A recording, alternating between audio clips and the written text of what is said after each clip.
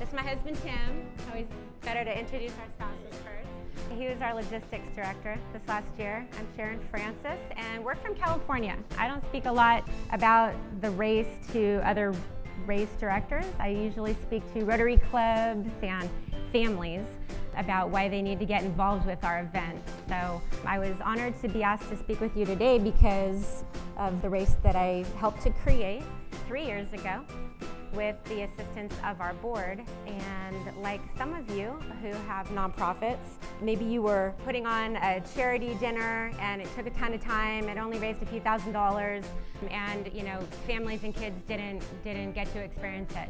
So the race modality itself is an amazing platform for us. And being a runner myself for the last few years, I've done 5 marathons, including the sweltering LA marathon and the drought recently, which I survived.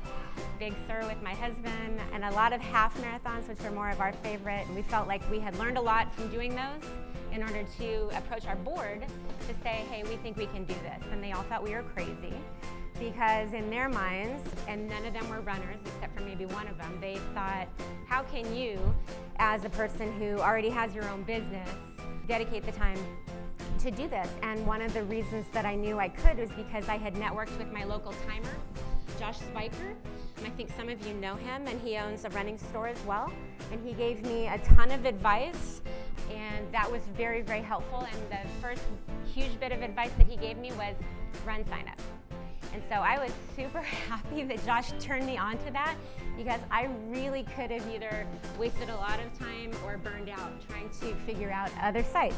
They wanted me to talk about donations and fundraising. And so for some of you, it may not completely apply if you're timers that don't get involved with that level of detail with the races that you put on. But I'm hoping that from some of the things that I share with you that worked for us, that you will realize some of the benefits of partnering with nonprofits. So our big partner is our Ventura Marathon. That we're proud to say that we're just a little bit older than them. They also started their race in 2013.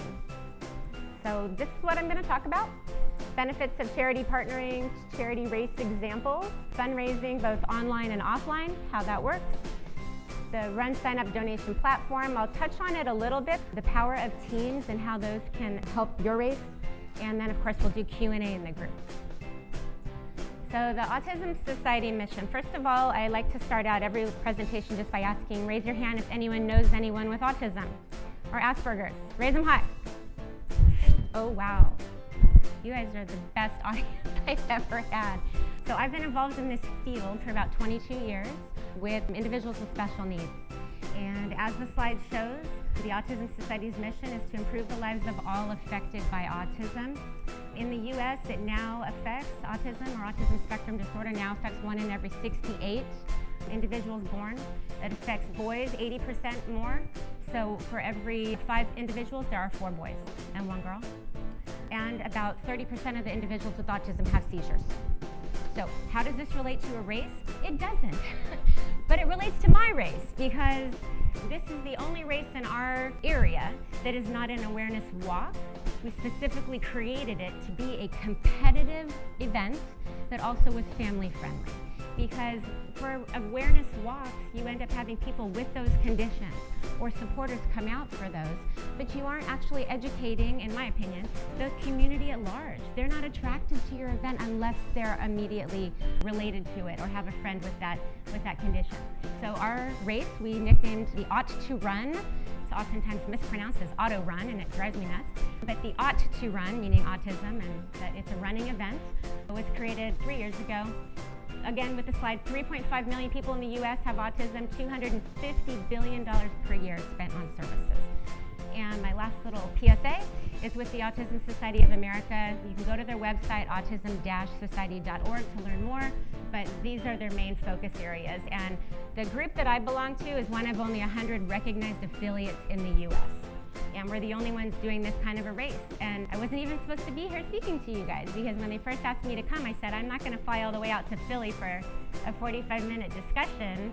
And they said, well, we'll fly you out. And I said, well, I have my own company to run. It's payroll week.